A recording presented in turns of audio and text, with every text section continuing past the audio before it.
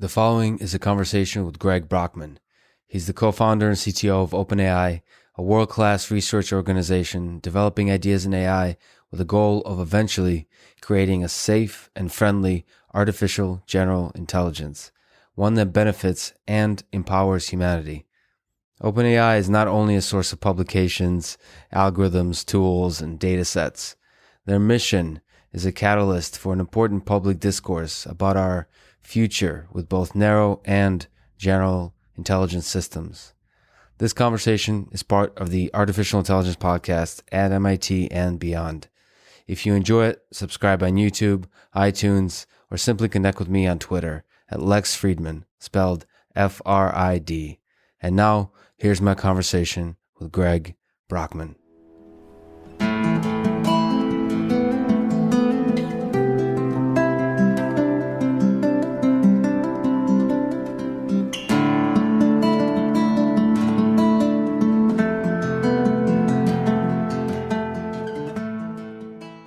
So in high school and right after, you wrote a draft of a chemistry textbook. I saw that. That covers everything from basic structure of the atom to quantum mechanics.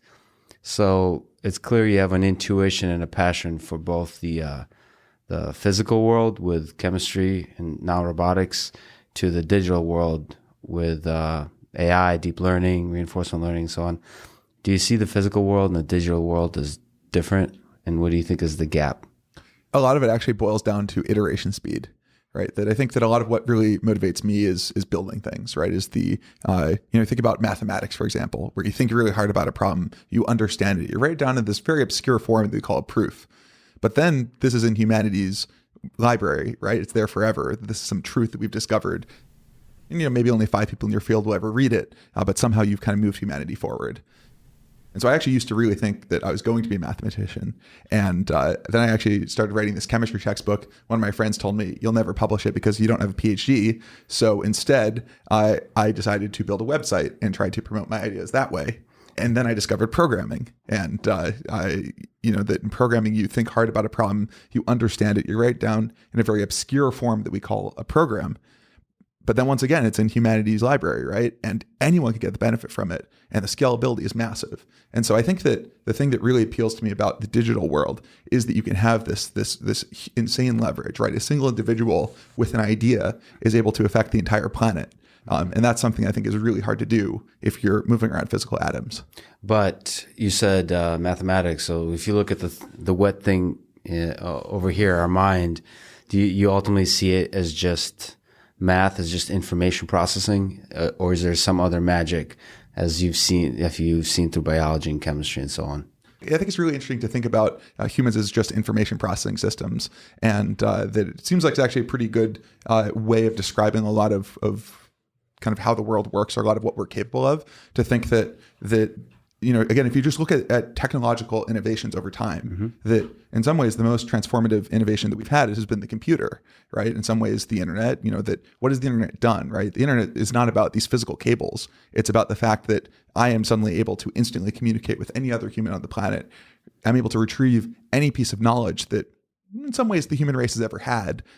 And that those are these insane transformations. Do you see our society as a whole, the collective, as another extension of the intelligence of the human being? So if you look at the human being as an information processing system, you mentioned the internet, the networking. Do you see us all together as a civilization, as a kind of intelligence system? Yeah, I think this is actually a really interesting perspective to take and to think about, that you sort of have this collective intelligence of all of society. The economy itself is this superhuman machine that is optimizing something, right? And it's almost in some ways a company has a will of its own, right? That you have all these individuals who are all pursuing their own individual goals and thinking really hard and thinking about the right things to do, but somehow the company does something that is this emergent thing, and that it's a really useful abstraction. And so I think that in some ways, we think of ourselves as the most intelligent things on the planet and the most powerful things on the planet, but there are things that are bigger than us, that are these systems that we all contribute to.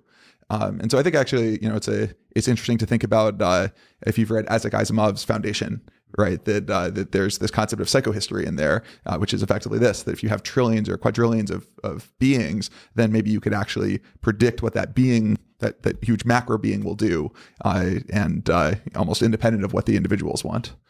And I actually have a second angle on this that I think is interesting, which Sure. is thinking about technological determinism. One thing that I actually think a lot about with OpenAI, right, is that we're kind of coming onto this insanely transformational technology of general intelligence, right, that will happen at some point. And there's a question of how can you take actions that will actually steer it to go better rather than worse. And that I think one question you need to ask is, as a scientist, as an inventor, as a creator, what impact can you have in general, right? You look at things like the telephone invented by two people on the same day. Like, what does that mean? Like, what does that mean about the shape of innovation? And I think that what's going on is everyone's building on the shoulders of the same giants. And so you can't really hope to create something no one else ever would. If Einstein wasn't born, someone else would have come up with relativity. He changed the timeline a bit, right? That maybe it would have taken another 20 years, but it wouldn't be that fundamentally humanity would never discover these fundamental truths. So there's some kind of invisible momentum that some people like Einstein or OpenAI is plugging into, that anybody else can also plug into, and ultimately that wave takes us into a certain direction. That's what you mean by determinism. That's right. And this kind of seems to play out in a bunch of different ways. That there's some exponential that is being ridden, and that the exponential itself, which one it is, changes. Think about Moore's law. An entire industry set its clock to it for 50 years. Like, how can that be, right? How is that possible? And yet somehow it happened. And so I think you can't hope to ever invent something that no one else will. Maybe you can change the timeline a little bit, but if you really want to make a difference, I think that the thing that you really have to do, the only real degree of freedom you have, is to set the initial conditions under which a technology is born. And so you think about the internet, right? That there are lots of other competitors trying to build similar things, and the internet won, and that the initial conditions were that it was created by this group that really valued people being able to be, anyone being able to plug in, this very academic mindset of being open and connected. Mm-hmm. And I think that the internet for the next 40 years really played out that way. Maybe today things are starting to shift in a different direction, but I think that those initial conditions were really important to determine the next 40 years worth of progress. That's really beautifully put. So another example of that I think about, I recently looked at it. I looked at Wikipedia, the formation of Wikipedia, and I wonder what the internet would be like if Wikipedia had ads. There's a interesting argument that why they chose not to make it put advertisement on Wikipedia. I think Wikipedia is one of the greatest resources we have on the internet. It's extremely surprising how well it works and how well it was able to aggregate all this kind of good information. And essentially the creator of Wikipedia, I don't know, there's probably some debates there, but set the initial conditions, and yes, now it carried itself forward. That's really interesting. So the way you're thinking about AGI or artificial intelligence is you're focused on setting the initial conditions for the progress. That's right. That's powerful. Okay, so look into the future. If you create an AGI system, like one that can ace the Turing test, natural language, what do you think would be the interactions you would have with it? What do you think are the questions you would ask? Like, what would be the first question you would ask it, her, him? That's right. I think that at that point, if you've really built a powerful system that is capable of shaping the future of humanity, the first question that you really should ask is, how do we make sure that this plays out well? And so that's actually the first question that I would ask a powerful AGI system is. So you wouldn't ask your colleague, you wouldn't ask like Ilya, you would ask the AGI system. Oh, we've already had the conversation with Ilya, okay, right? And everyone here. And so you want as many perspectives and pieces of wisdom as you can for answering this question. So I don't think you necessarily defer to whatever your powerful system tells you, but you use it as one input to try to figure out what to do. But and I guess fundamentally, what it really comes down to is if you've built something really powerful, and you think about, for example, the creation of shortly after the creation of nuclear weapons, right? The most important question in the world was, what's the world order going to be like? How do we set ourselves up in a place where we're going to be able to survive as a species? With AGI, I think the question is slightly different, right? That there is a question of how do we make sure that we don't get the negative effects? But there's also the positive side, right? You imagine that, like what will an AGI be like? Like what will it be capable of? And I think that one of the core reasons that an AGI can be powerful and transformative is actually due to technological development, right? If you have something that's capable as a human and that it's much more scalable, that you absolutely want that thing to go read the whole scientific literature and think about how to create cures for all the diseases, right? You want it to think about how to go and build technologies to help us create material abundance and to figure out societal problems that we have trouble with, like how are we supposed to clean up the environment? And, maybe you want this to go and invent a bunch of little robots that will go out and be biodegradable and turn ocean debris into harmless molecules. And I think that positive side is something that I think people miss sometimes when thinking about what an AGI will be like. And so I think that if you have a system that's capable of all of that, you absolutely want its advice about how do I make sure that we're using your capabilities in a positive way for humanity.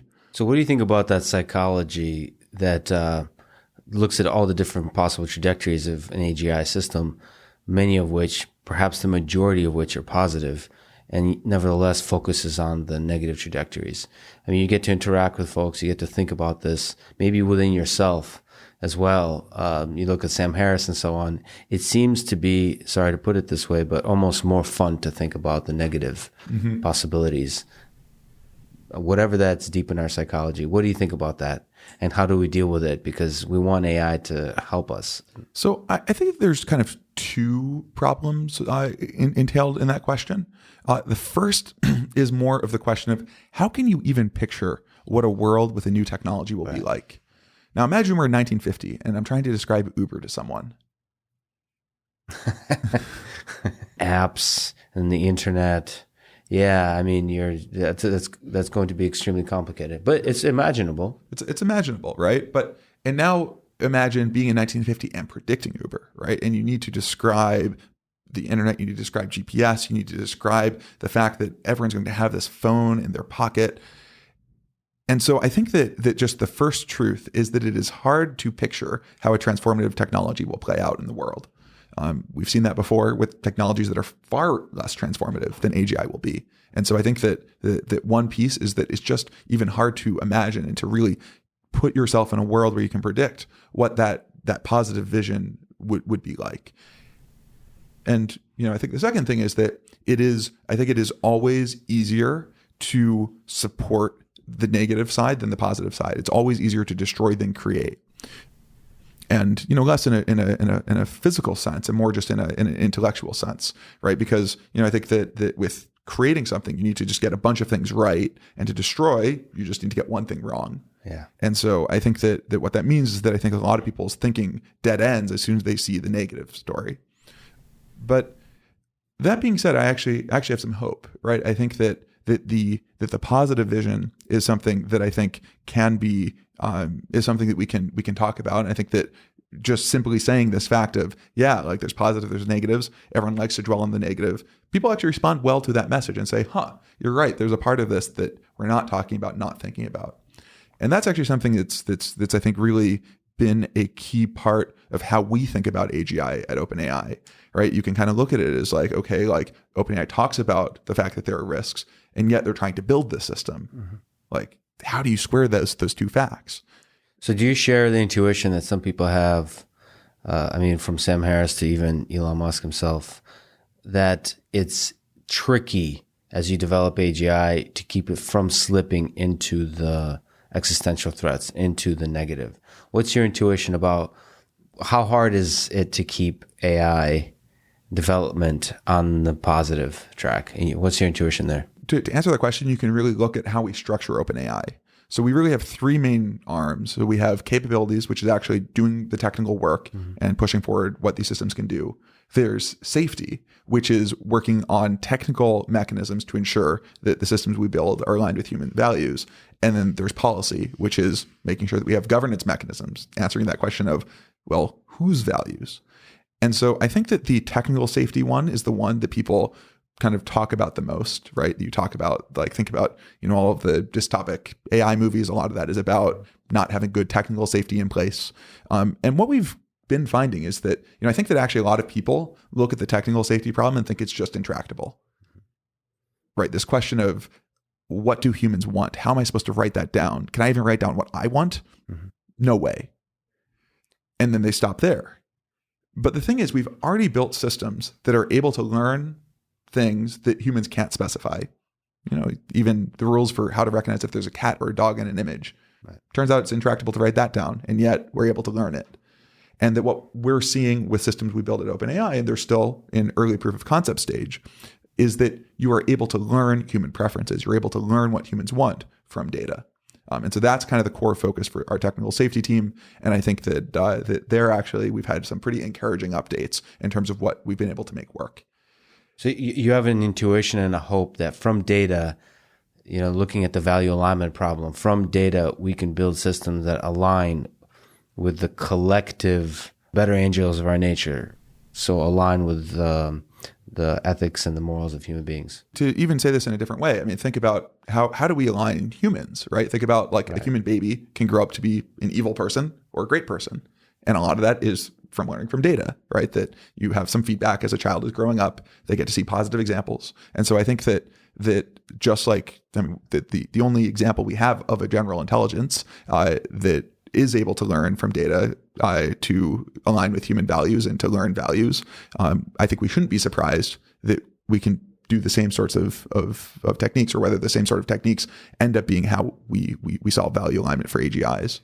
So let's go even higher. I don't know if you've read the book Sapiens, but there's an idea that, that as a collective, as us human beings, we kind of develop together and ideas that we hold. There's no, in that context, objective truth. We just kind of all agree to certain ideas and hold them as a collective. So do you have a sense that there is, in the world of good and evil, do you have a sense that to the first approximation, there are some things that are good and that we could teach systems to behave to be good? So I think that this actually blends into our third team, right, which is the policy team. And this is the aspect I think people really talk about way less than they should, right? Because imagine that we build super powerful systems that we've managed to figure out all the mechanisms for these things to do whatever the operator wants. The most important question becomes, who's the operator? What do they want? And how is that going to affect everyone else, right? And I think that this question of what is good, what are those values? I mean, I think you don't even have to go to those very grand existential places to start to realize how hard this problem is. You just look at different countries and cultures across the world, right, and that there's a very different conception of how the world works and what kinds of ways that society wants to operate. And so I think that the really core question is actually very concrete. And I think it's not a question that we have ready answers to, right? Is how do you have a world where all of the different countries that we have, United States, China, Russia, and the hundreds of other countries out there, are able to continue to not just operate in the way that they see fit, but in the world that emerges in these where you have these very powerful systems operating alongside humans ends up being something that empowers humans more, that makes human existence be a more meaningful thing, and that people are happier and wealthier and able to live more fulfilling lives. It's not an obvious thing for how to design that world once you have that very powerful system. So if we take a little step back, and we're having a fascinating conversation, and OpenAI is in many ways a tech leader in the world, and yet we're thinking about these big existential questions, which is fascinating and really important. I think you're a leader in that space, and that's a really important space of just thinking how AI affects society in a big picture view. So Oscar Wilde said, we're all in the gutter, but some of us are looking at the stars. And I think OpenAI has a charter that looks to the stars, I would say, to create intelligence, to create general intelligence, make it beneficial, safe, and collaborative. So can you tell me how that came about, how a mission like that and the path to creating a mission like that at OpenAI was founded? Yeah, so I think that in some ways it really boils down to taking a look at the landscape, right? So if you think about the history of AI, that basically for the past 60 or 70 years, people have thought about this goal of what could happen if you could automate human intellectual labor. Right. Imagine you can build a computer system that could do that. What becomes possible? We have a lot of sci-fi that tells stories of various dystopias, and increasingly you have movies like Her that tell you a little bit about maybe more of a little bit utopic vision. You think about the impacts that we've seen from being able to have bicycles for our minds in computers, and that I think that the impact of computers and the internet has just far outstripped what anyone really could have predicted. And so I think that it's very clear that if you can build an AGI, it will be the most transformative technology that humans will ever create. And so what it boils down to then is a question of, well, is there a path? Is there hope? Is there a way to build such a system? And I think that for 60 or 70 years that people got excited and that, ended up not being able to deliver on the hopes that people had pinned on them. And I think that then, that after, two winters of AI development, that people, I think kind of almost stopped daring to dream, right? That really talking about AGI or thinking about AGI became almost this taboo in the community. Mm-hmm. But I actually think that people took the wrong lesson from AI history. And if you look back, starting in 1959 is when the perceptron was released. And this is basically, one of the earliest neural networks. It was released to what was perceived as this massive overhype. So in the New York Times in 1959, you have this article saying that, the perceptron will one day recognize people, call out their names, instantly translate speech between languages. Mm-hmm. And people at the time looked at this and said, this is like, your system can't do any of that, and basically spent 10 years trying to discredit the whole perceptron direction and succeeded. And all the funding dried up, and people kind of went in other directions. And in the 80s there was this resurgence, and I'd always heard that the resurgence in the 80s was due to the invention of backpropagation and these algorithms that got people excited. But actually the causality was due to people building larger computers. That you can find these articles from the 80s saying that the democratization of computing power suddenly meant that you could run these larger neural networks. And then people started to do all these amazing things. The backpropagation algorithm was invented. And that the neural nets people were running were these tiny little 20 neuron neural nets, right? Like, what are you supposed to learn with 20 neurons? Yeah. And so of course they weren't able to get great results. And it really wasn't until 2012 that this approach, that's almost the most simple, natural approach that people had come up with in the 50s, right? In some ways, even in the 40s, before there were computers, with the Pitts-McCulloch neuron, suddenly this became the best way of solving problems, right? And I think there are three core properties that deep learning has that I think are very worth paying attention to. The first is generality. We have a very small number of deep learning tools, SGD, deep neural net, maybe some RL, and it solves this huge variety of problems. Speech recognition, machine translation, game playing, all of these problems, small set of tools. So there's the generality. There's a second piece, which is the competence. You want to solve any of those problems? Throw out 40 years worth of normal computer vision research, replace it with a deep neural net. It's going to work better. And there's a third piece, which is the scalability, right? That one thing that has been shown time and time again is that if you have a larger neural network, throw more compute, more data at it, it will work better. Those three properties together feel like essential parts of building a general intelligence. Now, it doesn't just mean that if we scale up what we have, that we will have an AGI, right? There are clearly missing pieces. There are missing ideas. We need to have answers for reasoning. But I think that the core here is that for the first time, it feels that we have a paradigm that gives us hope that general intelligence can be achievable. And so as soon as you believe that, everything else comes into focus, right? If you imagine that you may be able to, and that the timeline I think remains uncertain, but I think that certainly within our lifetimes and possibly within a much shorter period of time than people would expect, if you can really build the most transformative technology that will ever exist, you stop thinking about yourself so much, right? And you start thinking about just like, how do you have a world where this goes well?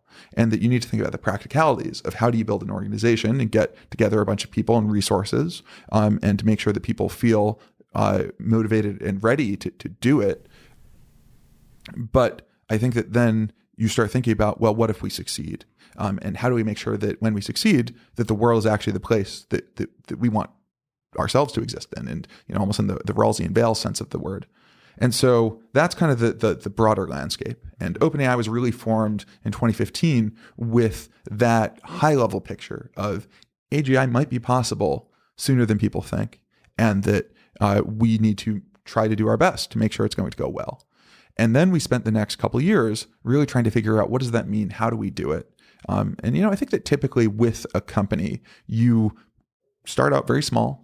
So you and a co-founder, and you build a product, you get some users, you get product market fit, then at some point you raise some money, you hire people, you scale, and then, down the road, then the big companies realize you exist and try to kill you. And for OpenAI, it was basically everything in exactly the opposite order. Let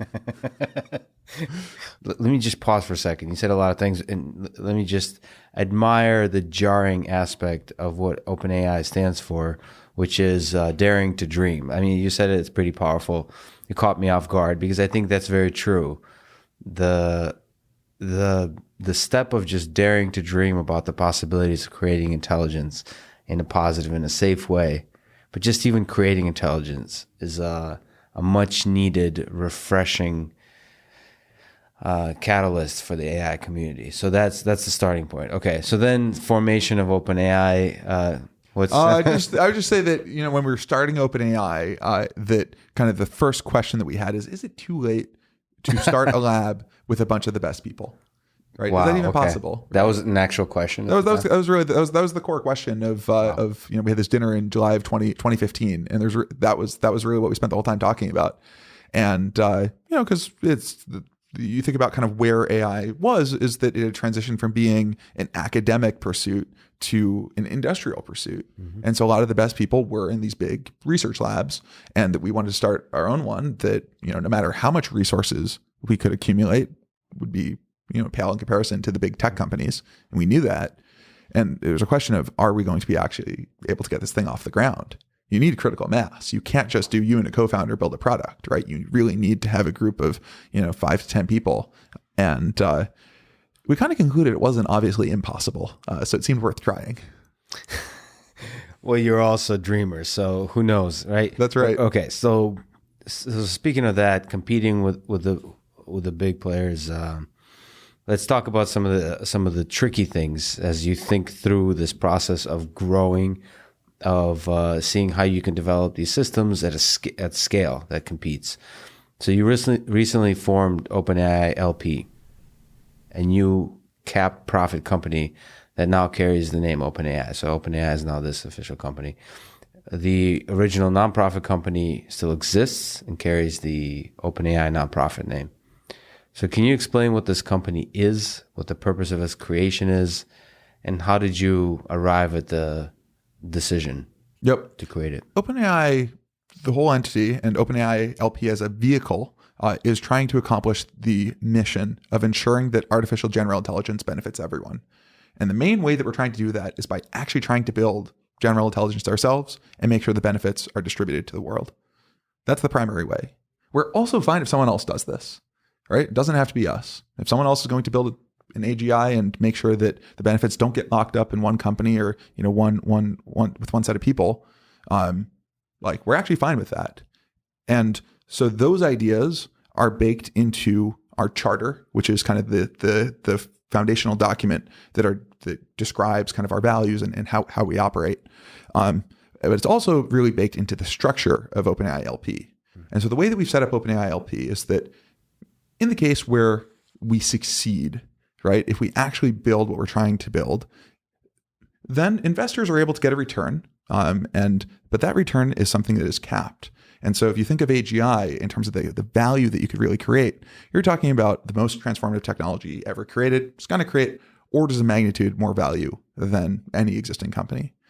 And that all of that value will be owned by the world, like legally titled to the nonprofit to fulfill that mission.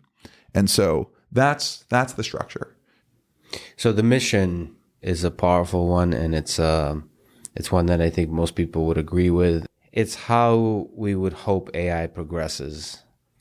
And so how do you tie yourself to that mission? How do you make sure you do not deviate from that mission, that other incentives that are profit driven don't interfere with the mission? So this was actually a really core question for us for the past couple of years, because I'd say that the way that our history went was that for the first year we were getting off the ground, right? We had this high level picture, but we didn't know exactly how we wanted to accomplish it. Mm-hmm. And really 2 years ago is when we first started realizing in order to build AGI, we're just going to need to raise way more money than we can as a nonprofit. And we're talking many billions of dollars. Mm-hmm. And so the first question is, how are you supposed to do that and stay true to this mission? And we looked at every legal structure out there and concluded none of them were quite right for what we wanted to do. And I guess it shouldn't be too surprising if you're going to do some crazy unprecedented technology that you're going to have to come up with some crazy unprecedented structure to do it in. And a lot of our conversation was with people at OpenAI, right? The people who really joined because they believe so much in this mission, and thinking about how do we actually raise the resources to do it. and also stay true to what we stand for. And the place you got to start is to really align on what is it that we stand for, right? What are those values? What's really important to us? And so I'd say that we spent about a year really compiling the OpenAI charter, and that determines. And if you even look at the first line item in there, it says that, look, we expect we're going to have to marshal huge amounts of resources, but we're going to make sure that we minimize conflicts of interest with the mission, and that kind of aligning on all of those pieces was the most important step towards figuring out how do we structure a company that can actually raise the resources to do what we need to do. I imagine OpenAI, the decision to create OpenAI LP was a really difficult one, and there was a lot of discussions, as you mentioned, for a year, and there's different ideas, perhaps detractors within OpenAI, different paths that you could have taken. What were those concerns? What were the different paths considered? What was that process of making that decision like? Yep. But so if you look actually at the OpenAI charter, that there's almost two paths embedded within it. There is, we are primarily trying to build AGI ourselves, but we're also okay if someone else does it.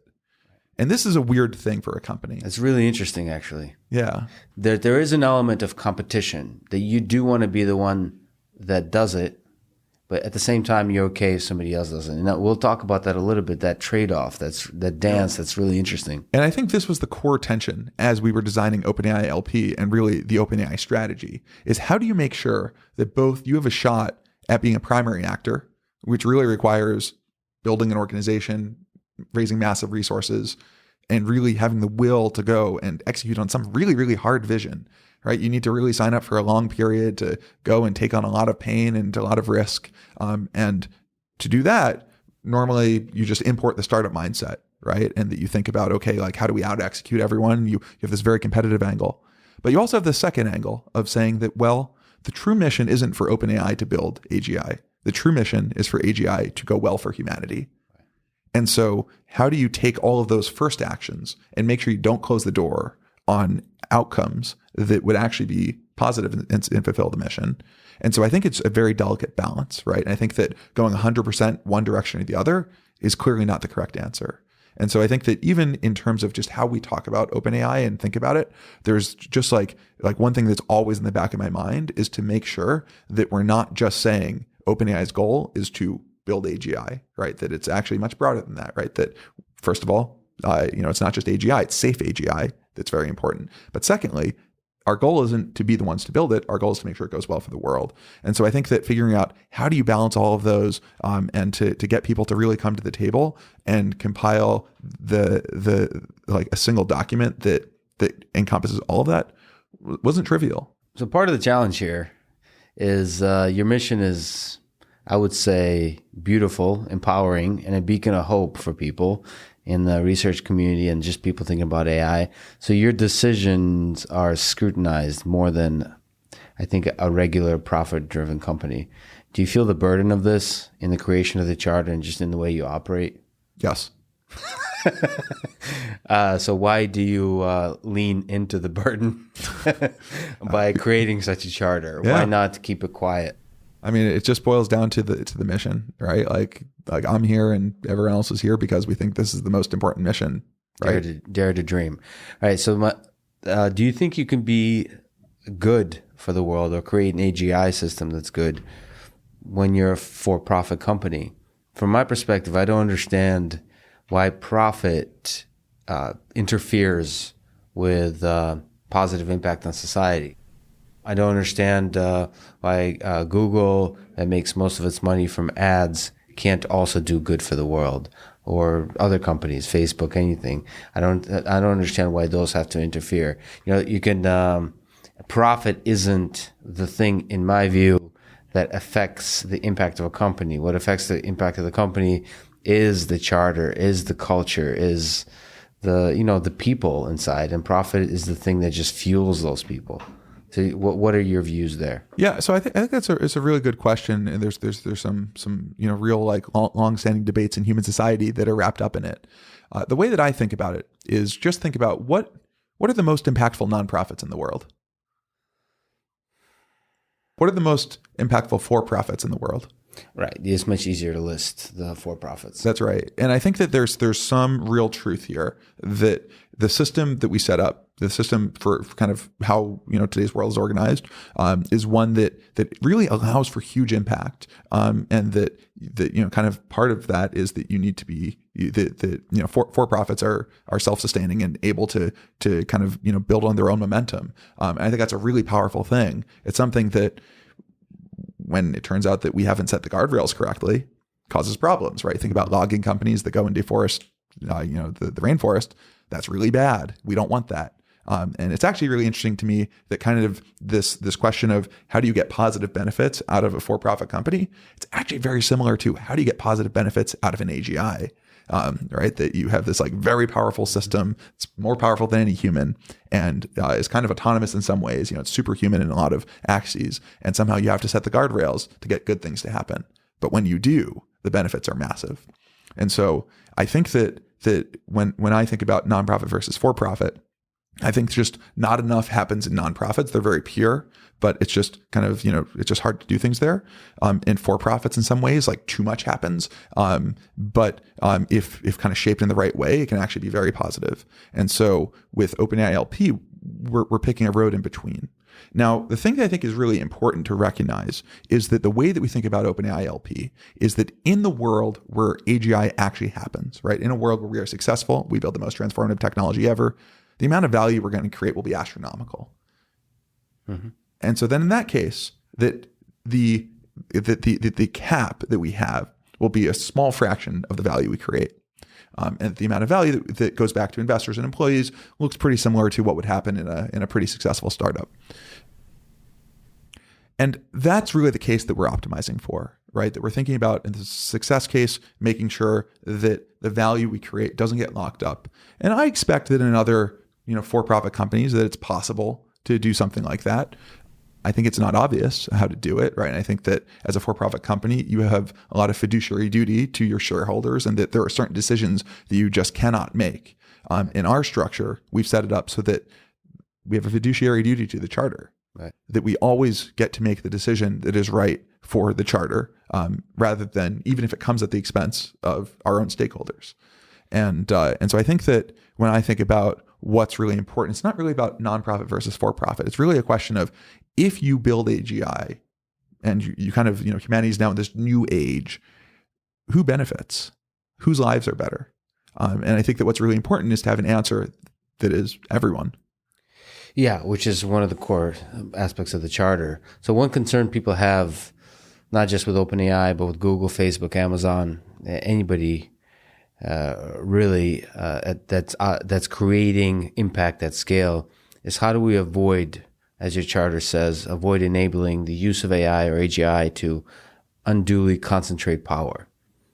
Why would not a company like OpenAI keep all the power of an AGI system to itself? The charter. The charter. So, how does the charter actionalize itself in day to day? So I think that first to zoom out, right, that the way that we structure the company is so that the power for sort of, dictating the actions that OpenAI takes ultimately rests with the board, right? The board of the nonprofit. And the board is set up in certain ways with certain restrictions that you can read about in the OpenAI LP blog post. But effectively, the board is the governing body for OpenAI LP. And the board has a duty to fulfill the mission of the nonprofit. And so that's kind of how we how we thread all these things together.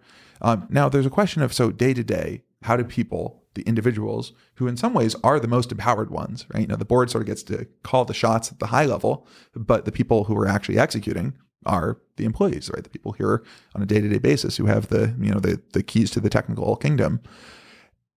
And there, I think that the answer looks a lot like, well, how does any company's values get actualized, right? And I think that a lot of that comes down to that you need people who are here because they really believe in that mission, and they believe in the charter, and that they are willing to take actions that maybe are worse for them, but are better for the charter. And that's something that's really baked into the culture. And honestly, I think it's, I think that that's one of the things that we really have to work to preserve as time goes on. And that's a really important part of how we think about hiring people and bringing people into OpenAI. So there's people here who could speak up and say, like, hold on a second, this is totally against what we stand for, culture-wise? Yeah, for sure. I mean, I think that we actually have, I think that's like a pretty important part of how we operate and how we have, even again with designing the charter and designing OpenAI LP in the first place, that there has been a lot of conversation with employees here, and a lot of times where employees said, wait a second, this seems like it's going in the wrong direction, and let's talk about it. And so I think one thing that's I think a really, and here's actually one thing that I think is very unique about us as a small company, is that if you're at a massive tech giant, it's a little bit hard for someone who's a line employee to go and talk to the CEO and say, I think that we're doing this wrong. And you look at companies like Google that have had some collective action from employees to make ethical change around things like Maven. And so maybe there are mechanisms at other companies that work. But here, super easy for anyone to pull me aside, to pull Sam aside, to pull Lily aside. Yeah. And people do it all the time. One of the interesting things in the charter is this idea that it'd be great if you could try to describe or untangle of switching from competition to collaboration in late stage AGI development. Yep. It's really interesting, this dance between competition and collaboration. How do you think about that? Yeah. Assuming that you can actually do the technical side of AGI development, I think there's going to be two key problems with figuring out how do you actually deploy it, make it go well. The first one of these is the run-up to building the first AGI. Mm-hmm. You look at how self-driving cars are being developed, and it's a competitive race. And the thing that always happens in a competitive race is that you have huge amounts of pressure to get rid of safety. And so that's one thing we're very concerned about, right? Is that multiple teams figuring out we can actually get there, but if we took the slower path that is more guaranteed to be safe, we will lose. And so we're going to take the fast path. And so the more that we can, both ourselves, be in a position where we don't generate that competitive race, where we say, if the race is being run and that someone else is further ahead than we are, we're not going to try to leapfrog. We're going to actually work with them, right? We will help them succeed as long as what they're trying to do is to fulfill our mission. Then we're good. We don't have to build AGI ourselves. And I think that's a really important commitment from us, but it can't just be unilateral, right? I think that it's really important that other players who are serious about building AGI make similar commitments, right? And I think that, again, to the extent that everyone believes that AGI should be something to benefit everyone, then it actually really shouldn't matter which company builds it. And we should all be concerned about the case where we just race so hard to get there that something goes wrong. So what role do you think government, our favorite entity, has in setting policy and rules about this domain, from research to the development to early stage to late stage AI and AGI development? So I think that first of all, it's really important that government's in there, right? In some way, shape, or form. At the end of the day, we're talking about building technology that will shape how the world operates, and that there needs to be government as part of that answer. And so that's why we've done a number of different congressional testimonies. We interact with a number of different lawmakers, and that right now a lot of our message to them is that it's not the time for regulation; it is the time for measurement. Right? That our main policy recommendation is that people, and the government does this all the time with bodies like NIST, spend time trying to figure out just where the technology is, how fast it's moving, and can really become literate and up to speed with respect to what to expect. So I think that today the answer really is about measurement, and I think that there will be a time and place where that will change. And I think it's a little bit hard to predict exactly what exactly that trajectory should look like. So there will be a point at which regulation, federal in the United States, the government steps in and helps be the, I don't want to say the adult in the room, to make sure that there is strict rules, maybe conservative rules that nobody can cross.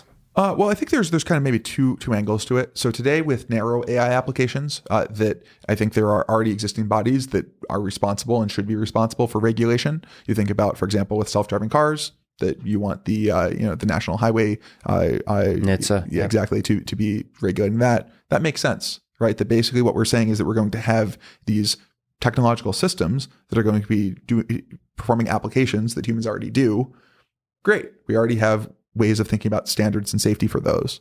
So I think actually empowering those regulators today is also pretty important. And then I think for AGI, that there's going to be a point where we'll have better answers. And I think that maybe a similar approach of first measurement and, start thinking about what the rules should be. I think it's really important that we don't prematurely squash, progress. Like I think it's very easy to kind of smother a budding field. And I think that's something to really avoid. But I don't think that the right way of doing it is to say, let's just try to blaze ahead and not involve all these other stakeholders. So you've recently released a paper on GPT-2 language modeling, but did not release the full model because you had concerns about the possible negative effects of the availability of such model. It's outside of just that decision, it's super interesting because of the discussion at a societal level, the discourse it creates. So it's fascinating in that aspect. But if you think that's the specifics here at first, what are some negative effects that you envisioned? And of course, what are some of the positive effects? Yeah. So again, I think to zoom out, like the way that we thought about GPT-2 is that with language modeling, we are clearly on a trajectory right now where we scale up our models and we get qualitatively better performance, right? GPT-2 itself was actually just a scale up of a model that we released in the previous June, right? And we just ran it at much larger scale, and we got these results where suddenly starting to write coherent prose, which was not something we'd seen previously. Mm-hmm. And what are we doing now? Well, we're going to scale up GPT-2 by 10x, by 100x, by 1000x, and we don't know what we're going to get. And so it's very clear that the model that we released last June, I think it's kind of like it's a good academic toy. It's not something that we think is something that can really have negative applications, or to the extent that it can, that the positive of people being able to play with it is far outweighs the possible harms. You fast forward to not GPT-2 but GPT-20, right, and you think about what that's going to be like, and I think that the capabilities are going to be substantive. And so there needs to be a point in between the two where you say, this is something where we are drawing the line, and that we need to start thinking about the safety aspects. And I think for GPT-2, we could have gone either way. And in fact, when we had conversations internally, that we had a bunch of pros and cons, and it wasn't clear which one outweighed the other. And I think that when we announced that, hey, we decide not to release this model, then there was a bunch of conversation where various people said it's so obvious that you should have just released it. There are other people said it's so obvious you should not have released it. And I think that almost definitionally means that holding it back was the correct decision, right? If it's not obvious whether something is beneficial or not, you should probably default to caution. And so I think that the overall landscape for how we think about it is that this decision could have gone either way. There's great arguments in both directions. But for future models down the road, and possibly sooner than you'd expect, because scaling these things up doesn't actually take that long, those ones you're definitely not going to want to release into the wild. And so I think that we almost view this as a test case, and to see, can we even design, how do you have a society, or how do you have a system that goes from having no concept of responsible disclosure, where the mere idea of not releasing something for safety reasons is unfamiliar, to a world where you say, okay, we have a powerful model. Let's at least think about it. Let's go through some process. And you think about the security community, it took them a long time to design responsible disclosure, right? You think about this question of, well, I have a security exploit. I send it to the company. The company is like, tries to prosecute me or just ignores it. What do I do? Right. And so, the alternatives of, I just always publish your exploits, that doesn't seem good either. Right. And so it really took a long time, and took this, it was bigger than any individual, right? It's really about building a whole community that believe that, okay, we'll have this process where you send it to the company, if they don't act in a certain time, then you can go public, and you're not a bad person. You've done the right thing. And I think that in AI, part of the response to GPT-2 just proves that we don't have any concept of this. So that's the high level picture. And so I think this was a really important move to make. And we could have maybe delayed it for GPT-3, but I'm really glad we did it for GPT-2. And so now you look at GPT-2 itself and you think about the substance of, okay, what are potential negative applications? So you have this model that's been trained on the internet, which, is also going to be a bunch of very biased data, a bunch of, very offensive content in there. And you can ask it to generate content for you on basically any topic, right? You just give it a prompt and it'll just start writing, and it writes content like you see on the internet, even down to like saying advertisement in the middle of some of its generations. And you think about the possibilities for generating fake news or abusive content. And, it's interesting seeing what people have done with, we released a smaller version of GPT-2, and that people have done things like try to generate, take my own Facebook message history and generate more Facebook messages like me. And people generating fake politician content, or, there's a bunch of things there where you at least have to think, is this going to be good for the world? There's the flip side, which is I think that there's a lot of awesome applications that we really want to see, like creative applications in terms of if you have sci-fi authors that can work with this tool and come up with cool ideas, like that seems awesome if we can write better sci-fi through the use of these tools. And we've actually had a bunch of people write into us asking, hey, can we use it for a variety of different creative applications? So the positive are actually pretty easy to imagine.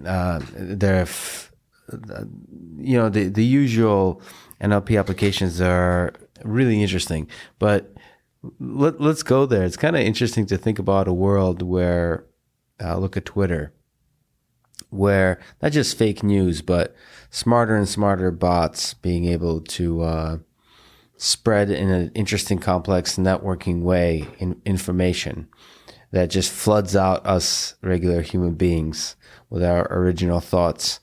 So what are your views of this world with GPT-20, right? Mm-hmm. How do we think about it? Again, it's like one of those things about in the 50s trying to describe the internet or the smartphone. What do you think about that world, the nature of information? One possibility is that we'll always try to design systems that identify robot versus human, and we'll do so successfully, and so we will authenticate that we're still human. And the other world is that we just accept the fact that we're swimming in a sea of fake news and just learn to swim there. Well, have you ever seen the there's a popular meme of robot with a physical arm and pen clicking the "I'm not a robot" button? Yeah. I think that the truth is that really trying to distinguish between robot and human is a losing battle. Ultimately, you think it's a losing battle? I think it's a losing battle ultimately, right? I think that is that in terms of the content, in terms of the actions that you can take. I mean, think about how captures have gone, right? The captures used to be a very nice, simple, you just have this image. All of our OCR is terrible. You put a couple of artifacts in it, humans are going to be able to tell what it is. An AI system wouldn't be able to. Today, like I could barely do CAPTCHAs. Yeah. And I think that this is just kind of where we're going. I think CAPTCHAs were a moment in time thing. And as AI systems become more powerful, that there being human capabilities that can be measured in a very easy automated way that AIs will not be capable of. I think that's just it's just an increasingly hard technical battle. But it's not that all hope is lost, right? And you think about how do we already authenticate ourselves, right? That, we have systems, we have Social Security numbers if you're in the U.S., or you have ways of identifying individual people, and having real world identity tied to digital identity seems like a step towards authenticating the source of content rather than the content itself. Now there are problems with that. How can you have privacy and anonymity in a world where the only content you can really trust or the only way you can trust content is by looking at where it comes from? And so I think that building out good reputation networks may be one possible solution. But yeah, I think that this question is not an obvious one. And I think that we, maybe sooner than we think, we'll be in a world where, today I often will read a tweet and be like, do I feel like a real human wrote this? Or, do I feel like this is like genuine? I feel like I can kind of judge the content a little bit. And I think in the future, it just won't be the case. You look at, for example, the FCC comments on net neutrality. It came out later that millions of those were auto-generated and that the researchers were able to do various statistical techniques to do that. What do you do in a world where those statistical techniques don't exist? It's just impossible to tell the difference between humans and AIs. And in fact, the most persuasive arguments are written by AI. All of that stuff, it's not sci-fi anymore. You look at GPT-2 making a great argument for why recycling is bad for the world. You got to read that and be like, you're right. We are addressing just the symptoms. Yeah, that's quite interesting. I mean, ultimately it boils down to the physical world being the last frontier of proving. So you said like basically networks of people, humans vouching for humans in the physical world, and somehow the authentication ends there. I mean, if I had to ask you, I mean, you're way too eloquent for a human. So if I had to ask you to authenticate, like prove, how do I know you're not a robot, and how do you know I'm not a robot? Yeah, I think that's so far we're this in this space, this conversation we just had, the physical movements we did, is the biggest gap between us and AI systems, is the physical manipulation. So maybe that's the last frontier. Well, here's another question: is why is solving this problem important? Right? Like, what aspects are really important to us? And I think that probably where we'll end up is we'll hone in on what do we really want out of knowing if we're talking to a human. And I think that, again, this comes down to identity. And so I think that the internet of the future, I expect to be one that will have lots of agents out there that will interact with you. But I think that the question of, is this, a real flesh and blood human, or is this an automated system, may actually just be less important. Let's actually go there. It's GPT-2 is impressive, and let's look at GPT-20. Why is it so bad that all my friends are GPT-20? Why is it so important on the internet, do you think, to interact with only human beings? Why can't we live in a world where ideas can come from models trained on human data? Yeah, I think this is actually a really interesting question. This comes back to the, how do you even picture a world with some new technology? Right. And I think that one thing that I think is important is let's say honesty. And I think that if you have, almost in the Turing test style sense of technology, you have AIs that are pretending to be humans and deceiving you. Mm-hmm. I think that is, that feels like a bad thing, right? I think that it's really important that we feel like we're in control of our environment, right? That we understand who we're interacting with. And if it's an AI or a human, that's not something that we're being deceived about. But I think that the flip side of, can I have as meaningful of an interaction with an AI as I can with a human? Well, I actually think here you can turn to sci-fi. And Her, I think, is a great example of asking this very question, right? And one thing I really love about Her is it really starts out almost by asking, how meaningful are human virtual relationships, right? And then you have a human who has a relationship with an AI, and that you really start to be drawn into that, right? And that all of your emotional buttons get triggered in the same way as if there was a real human that was on the other side of that phone. And so I think that this is one way of thinking about it, is that I think that we can have meaningful interactions, and that if there's a funny joke, in some sense it doesn't really matter if it was written by a human or an AI. But what you don't want, and where I think we should really draw hard lines, is deception. And I think that as long as we're in a world where, why do we build AI systems at all? Right? The reason we want to build them is to enhance human lives, to make humans be able to do more things, to have humans feel more fulfilled. And if we can build AI systems that do that, sign me up. So the process of language modeling, how far do you think it takes us? Let's look at movie Her. Do you think a dialogue, natural language conversation as formulated by the Turing test, for example, do you think that process could be achieved through this kind of unsupervised language modeling? So I think the Turing test in its real form isn't just about language, right? It's really about reasoning too, right? That to really pass the Turing test, I should be able to teach calculus to whoever's on the other side and have it really understand calculus and be able to, go and solve new calculus problems. And so I think that to really solve the Turing test, we need more than what we're seeing with language models. We need some way of plugging in reasoning. Now, how different will that be from what we already do? That's an open question, right? It might be that we need some sequence of totally radical new ideas, or it might be that we just need to kind of shape our existing systems in a slightly different way. But I think that in terms of how far language modeling will go, it's already gone way further than many people would have expected, right? I think that things like, and I think there's a lot of really interesting angles to poke in terms of how much does GPT-2 understand physical world? Like, you read a little bit about fire underwater in GPT-2. So it's like, okay, maybe it doesn't quite understand what these things are. Mm-hmm. But at the same time, I think that you also see various things like smoke coming from flame and, a bunch of these things that GPT-2, it has no body. It has no physical experience. It's just statically read data. And I think that I think that the answer is like, we don't know yet. And these questions, though, we're starting to be able to actually ask them to physical systems, to real systems that exist. And that's very exciting. Do you think, what's your intuition? Do you think if you just scale language modeling, significantly scale, that reasoning can emerge from the same exact mechanisms? I think it's unlikely that if we just scale GPT-2 that we'll have reasoning in the full-fledged way. And I think that there's like, the type signature is a little bit wrong, right? That like there's something we do with that we call thinking, right? Where we spend a lot of compute, like a variable amount of compute to get to better answers, right? I think a little bit harder, I get a better answer. And that kind of type signature isn't quite encoded in a GPT, right? GPT will kind of like, it spent a long time in its like evolutionary history baking in all this information, getting very, very good at this predictive process. And then at runtime, I just kind of do one forward pass and am able to generate stuff. And so, there might be small tweaks to what we do in order to get the type signature right. For example, it's not really one forward pass, right? You generate symbol by symbol. Mm-hmm. And so maybe you generate like a whole sequence of thoughts and you only keep like the last bit or something. Right. But I think that at the very least, I would expect you have to make changes like that.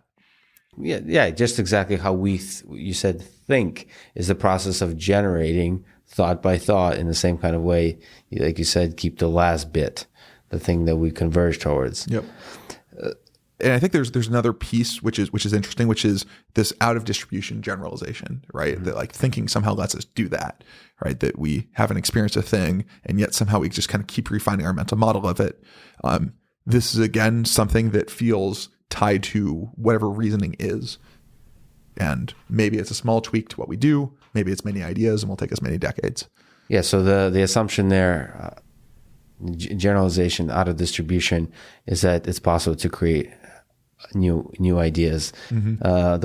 It's possible that nobody's ever created any new ideas. And then with scaling GPT-2 to GPT-20, you would essentially generalize to all possible thoughts that us humans can have. just to play devil's advocate. Right. I mean, how many new story ideas have we come up with since Shakespeare, right? Yeah, exactly. It's just all different forms of love and drama and so on. Okay. Not sure if you read Bitter Lesson, a recent blog post by Rich Sutton. Yep, I have.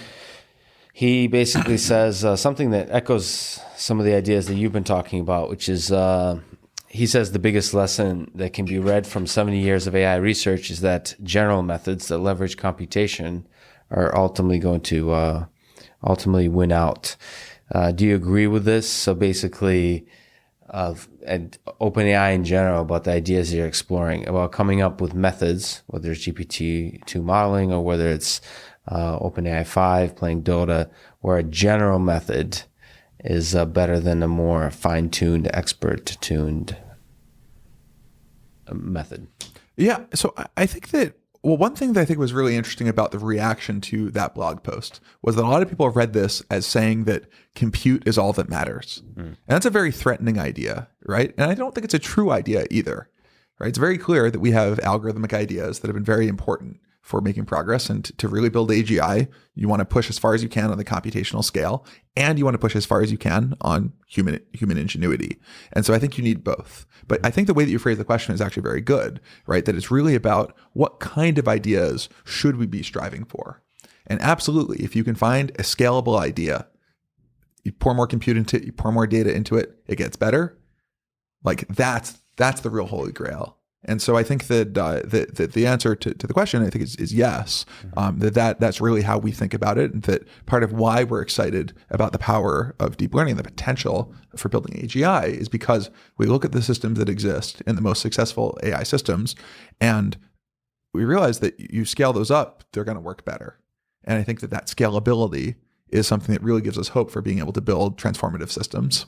So I'll tell you, this is partially an emotional, a response that people often have. If compute is so important for state-of-the-art performance, individual developers, maybe a 13-year-old sitting somewhere in Kansas or something like that, they're sitting, they might not even have a GPU or may have a single GPU, a 1080 or something like that. And there's this feeling like, well, how can I possibly compete or contribute to this world of AI if scale is so important? So if you can comment on that, and in general, do you think we need to also in the future focus on democratizing compute resources more or as much as we democratize the algorithms? Well, so the way that I think about it is that there's this space of possible progress, right? There's a space of ideas and sort of systems that will work, that will move us forward. And there's a portion of that space, and to some extent, an increasingly significant portion of that space that does just require massive compute resources. And for that I think that the answer is kind of clear, and that part of why we have the structure that we do is because we think it's really important to be pushing the scale and to be, building these large clusters and systems. But there's another portion of the space that isn't about the large scale compute, that are these ideas that, and again, I think that for the ideas to really be impactful and really shine, that they should be ideas that if you scale them up would work way better than they do at small scale. But that you can discover them without massive computational resources. And if you look at the history of recent developments, you think about things like the GAN or the VAE, that these are ones that I think you could come up with them without having, and in practice people did come up with them without having massive computational resources. Right. I just talked to Ian Goodfellow, but the thing is, the initial GAN produced pretty terrible results. Right. So only because it was in a very specific, only because they're smart enough to know that this is quite surprising, it can generate anything that they know. I mean, do you see a world, or is that too optimistic and dreamer-like to imagine that the compute resources are something that's owned by governments and provided as a utility? Actually, to some extent, this question reminds me of a blog post from one of my former professors at Harvard, this guy Matt Welsh, who was a systems professor. I remember sitting in his tenure talk, right, and that he had literally just gotten tenure. He went to Google for the summer, and then decided he wasn't going back to academia, right? And that kind of in his blog post, he makes this point that, look, as a systems researcher, that I come up with these cool system ideas, right? And I kind of build a little proof of concept. And the best thing I can hope for is that the people at Google or Yahoo, which was around at the time, will implement it and actually make it work at scale, right? That's like the dream for me, right? I build the little thing and they turn it into the big thing that's actually working. And for him, he said, I'm done with that. I want to be the person who's actually building and deploying. And I think that there's a similar dichotomy here, right? I think that there are people who really actually find value, and I think it is a valuable thing to do, to be the person who produces those ideas, right? Who builds the proof of concept. And yeah, you don't get to generate the coolest possible GAN images, but you invented the GAN, right? And so that there's a real trade-off there. And I think that that's a very personal choice, but I think there's value in both sides. So do you think creating AGI, something or some new models, we would see echoes of the brilliance even at the prototype level? So you would be able to develop those ideas without scale, the initial seeds. Well, so take a look at, I always like to look at examples that exist, right? Look at real precedent. And so take a look at the June 2018 model that we released, that we scaled up to turn into GPT-2. Mm-hmm. And you can see that at small scale, it set some records, right? This was, the original GPT. We actually had some cool generations. They weren't nearly as amazing and really stunning as the GPT-2 ones, but it was promising. It was interesting.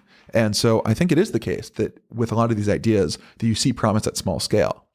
But there is an asterisk here, a very big asterisk, which is sometimes we see behaviors that emerge that are qualitatively different from anything we saw at small scale. And that the original inventor of whatever algorithm looks at and says, I didn't think it could do that. This is what we saw in Dota, right? So PPO was created by John Schulman, who's a researcher here. And with Dota, we basically just ran PPO at massive scale. And there's some tweaks in order to make it work, but fundamentally it's PPO at the core. And we were able to get this long-term planning, these behaviors to really play out on a timescale that we just thought was not possible. And John looked at that and was like, I didn't think it could do that. That's what happens when you're at 3 orders of magnitude more scale than you tested at. Yeah, but it still has the same flavors of, at least echoes of the expected brilliance. Although I suspect with GPT scaled more and more, you might get surprising things. So you're right. It's interesting. It's difficult to see how far an idea will go when it's scaled. It's an open question. Well, so to that point with Dota and PPO, like, I mean, here's a very concrete one, right? It's like, it's actually one thing that's very surprising about Dota that I think people don't really pay that much attention to is the degree of generalization out of distribution that happens, right? That you have this AI that's trained against other bots for its entirety, the entirety of its existence. Sorry to take a step back. Can you talk through in a story of Dota, a story of leading up to OpenAI 5, Yep. and that passed, and what was the process of self-play and so on, of training? Yep. Yeah. So with Dota, what is Dota? Yeah, Dota is a complex video game, and we started trying to solve Dota because we felt like this was a step towards the real world relative to other games like chess or Go. Right, those very cerebral games where you just kind of have this board, very discrete moves. Dota starts to be much more continuous time, that you have this huge variety of different actions, that you have a 45-minute game with all these different units, and it's got a lot of messiness to it that really hasn't been captured by previous games. And famously, all of the hard-coded bots for Dota were terrible. Right? It's just impossible to write anything good for it because it's so complex. And so this seemed like a really good place to push what's the state of the art in reinforcement learning. And so we started by focusing on the 1v1 version of the game, and we're able to solve that. We're able to beat the world champions, and the learning, the skill curve was this crazy exponential, right? And it was like constantly we were just scaling up, that we were fixing bugs, and that you look at the skill curve, and it was really a very, very smooth one. So it's actually really interesting to see how that like human iteration loop yielded very steady exponential progress. And to one side note, first of all, it's an exceptionally popular video game. The side effect is that there's a lot of incredible human experts at that video game. So the benchmark that you're trying to reach is very high. And the other, can you talk about the approach that was used initially and throughout of training these agents to play this game? Yep. And so the approach that we used is self-play. And so you have two agents that don't know anything. They battle each other. They discover something a little bit good, and now they both know it. And they just get better and better and better without bound. And that's a really powerful idea, right? That we then went from the 1v1 version of the game and scaled up to 5v5, right? So you think about kind of like with basketball, where you have this like team sport and you need to do all this coordination. And we were able to push the same idea, the same self-play to really get to the professional level at the full 5v5 version of the game. And the things that I think are really interesting here is that these agents, in some ways, they're almost like an insect-like intelligence, right? Where they have a lot in common with how an insect is trained, right? Insect kind of lives in this environment for a very long time, or the ancestors of this insect have been around for a long time and had a lot of experience that gets baked into this agent. And it's not really smart in the sense of a human, right? It's not able to go and learn calculus, but it's able to navigate its environment extremely well. It's able to handle unexpected things in the environment that it's never seen before pretty well. And we see the same sort of thing with our Dota bots, right? That they're able to, within this game, they're able to play against humans, which is something that never existed in its evolutionary environment. Totally different play styles from humans versus the bots. And yet it's able to handle it extremely well. And that's something that I think was very surprising to us, was something that doesn't really emerge from what we've seen with PPO at smaller scale. Right. And the kind of scale we're running this stuff at was, like let's say 100,000 CPU cores running with like hundreds of GPUs. It was probably about, something like hundreds of years of experience going into this bot every single real day. And so that scale is massive. And we start to see very different kinds of behaviors out of the algorithms that we all know and love. Dota, you mentioned beat the world expert 1v1. And then, you weren't able to win 5v5 this year. Yeah, at the best players in the world. So what's the comeback story? First of all, talk through that. That was an exceptionally exciting event. And what's the following months and this year look like? Yeah. So one thing that's interesting is that we lose all the time. Because we play, who's we here? So the Dota team at OpenAI, we play the bot against better players than our system all the time, or at least we used to, right? Like, the first time we lost publicly was we went up on stage at the International and we played against some of the best teams in the world, and we ended up losing both games, but we gave them a run for their money. right? That both games were kind of 30 minutes, 25 minutes, and they went back and forth, back and forth, back and forth. And so I think that really shows that we're at the professional level, and that kind of looking at those games, we think that the coin could have gone a different direction, and we could have had some wins. And so that was actually very encouraging for us. And it's interesting because the international was at a fixed time, right? So we knew exactly what day we were going to be playing, and we pushed as far as we could, as fast as we could. 2 weeks later, we had a bot that had an 80% win rate versus the one that played at TI. So the march of progress, you should think of it as a snapshot rather than as an end state. And so, in fact, we'll be announcing our finals pretty soon. I actually think that we'll announce our final match prior to this podcast being released. Okay, so nice. There should be we'll be playing against the world champions, and for us, it's really less about like the way that we think about what's upcoming is the final milestone, the final competitive milestone for the project, right? That our goal in all of this isn't really about beating humans at Dota. Mm-hmm. Our goal is to push the state of the art in reinforcement learning. And we've done that, right? And we've actually learned a lot from our system, and that we have, I think a lot of exciting next steps that we want to take. And so, kind of as a final showcase of what we built, we're going to do this match. But for us, it's not really the success or failure to see, do we have the coin flip go in our direction or against?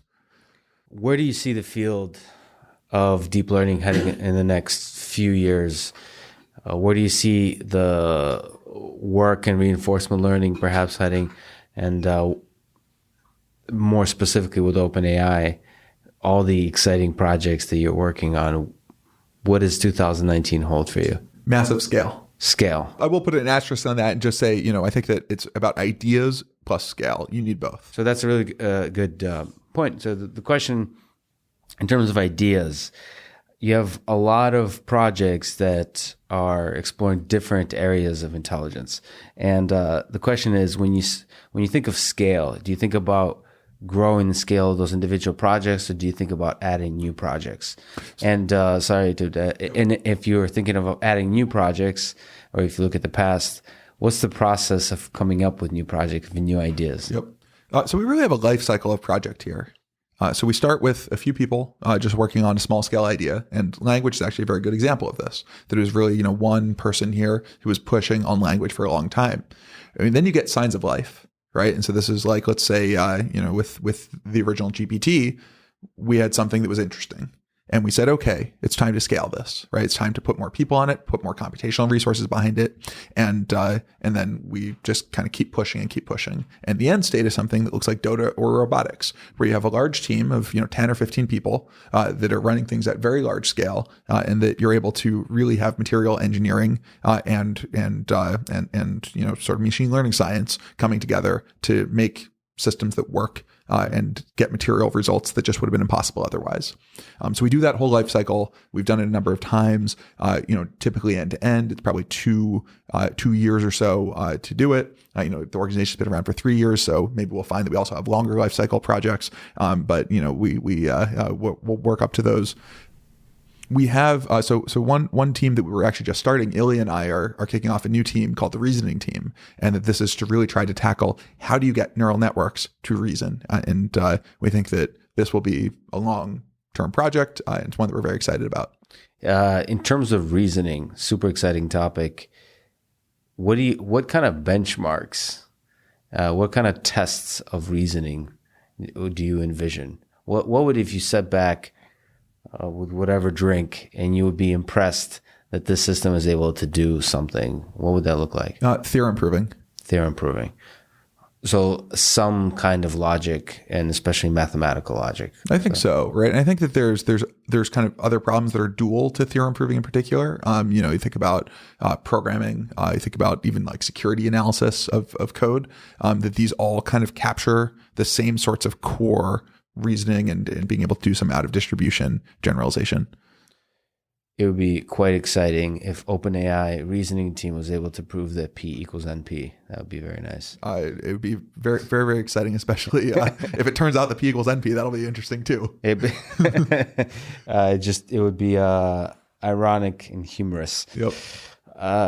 So what problem stands out to you as the most exciting and challenging, impactful to the work for us as a community in general and for OpenAI this year? You mentioned reasoning. I think that's a heck of a problem. Yeah. So I think reasoning is an important one. I think it's going to be hard to get good results in 2019. Again, just like we think about the life cycle, takes time. I think for 2019, language modeling seems to be kind of on that ramp, right? It's at the point that we have a technique that works. We want to scale 100x, 1000x, see what happens. Awesome. Do you think we're living in a simulation? I think it's hard to have a real opinion about it. It's actually interesting. I separate out things that I think can have yield materially different predictions about the world from ones that are just kind of fun to speculate about. And I kind of view simulation as more like, is there a flying teapot between Mars and Jupiter? Maybe, but it's a little bit hard to know what that would mean for my life. So there is something actionable. So some of the best work OpenAI has done is in the field of reinforcement learning.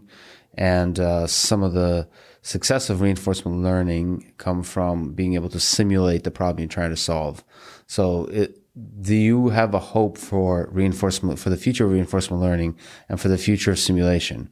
Like whether we're talking about autonomous vehicles or any kind of system, do you see that scaling to where we'll be able to simulate systems and hence be able to create a simulator that echoes our real world and proving once and for all, even though you're denying it, that we're living in a simulation? I feel like there's two separate questions, right? So, kind of at the core there of can we use simulation for self-driving cars? Take a look at our robotic system, Dactyl, right? That was trained in simulation using the DOTA system, in fact, and it transfers to a physical robot. And I think everyone looks at our DOTA system, they're like, okay, it's just a game. How are you ever going to escape to the real world? And the answer is, well, we did it with a physical robot that no one could program. And so I think the answer is simulation goes a lot further than you think if you apply the right techniques to it. Now, there's a question of, are the beings in that simulation gonna wake up and have consciousness? I think that one seems a lot harder to again reason about. I think that you really should think about where exactly does human consciousness come from and our own self-awareness, and is it just that once you have a complicated enough neural net that you have to worry about the agents feeling pain? I think there's interesting speculation to do there, but I think it's a little bit hard to know for sure. Well, let me just keep with the speculation. Do you think to create intelligence, general intelligence, you need one, consciousness, and two, a body? Do you think any of those elements are needed, or is intelligence something that's orthogonal to those? I'll stick to the kind of the non-grand answer first, right? So the non-grand answer is just to look at, what are we already making work? You look at GPT-2, a lot of people would have said that to even get these kinds of results, you need real world experience. You need a body, you need grounding. How are you supposed to reason about any of these things? How are you supposed to even kind of know about smoke and fire and those things if you've never experienced them? Right. And GPT-2 shows that you can actually go way further than that kind of reasoning would predict. So I think that in terms of, do we need consciousness? Do we need a body? It seems the answer is probably not, right? That we could probably just continue to push kind of the systems we have. They already feel general. They're not as competent or as general or able to learn as quickly as an AGI would, but they're at least kind of proto AGI in some way, and they don't need any of those things. Now let's move to the grand answer, which is, if our neural net's conscious already, would we ever know? How can we tell? Right? And here's where the speculation starts to become at least interesting or fun, and maybe a little bit disturbing, depending on where you take it. But it certainly seems that when we think about animals, that there's some continuum of consciousness. My cat, I think, is conscious in some way, right? Not as conscious as a human. And you could imagine that you could build a little consciousness meter, right? You point at a cat, it gives you a little reading. Point at a human, it gives you a much bigger reading. What would happen if you pointed one of those at a DOTA neural net? And if you're training in this massive simulation, do the neural nets feel pain? It becomes pretty hard to know that the answer is no. And it becomes pretty hard to really think about what that would mean if the answer were yes. And it's very possible, for example, you could imagine that maybe the reason that humans have consciousness is because it's a convenient computational shortcut, right? If you think about it, if you have a being that wants to avoid pain, which seems pretty important to survive in this environment, and wants to eat food, then that maybe the best way of doing it is to have a being that's conscious, right? That, in order to succeed in the environment, you need to have those properties, and how are you supposed to implement them? And maybe this consciousness is a way of doing that. If that's true, then actually maybe we should expect that really competent reinforcement learning agents will also have consciousness. But, it's a big if. And I think there are a lot of other arguments that you can make in other directions. I think that's a really interesting idea that even GPT-2 has some degree of consciousness. That's something is actually not as crazy to think about. It's useful to think about as we think about what it means to create intelligence of a dog, intelligence of a cat, and the intelligence of a human. So last question, do you think we will ever fall in love, like in the movie Her, with an artificial intelligence system? Or an artificial intelligence system falling in love with a human? I hope so.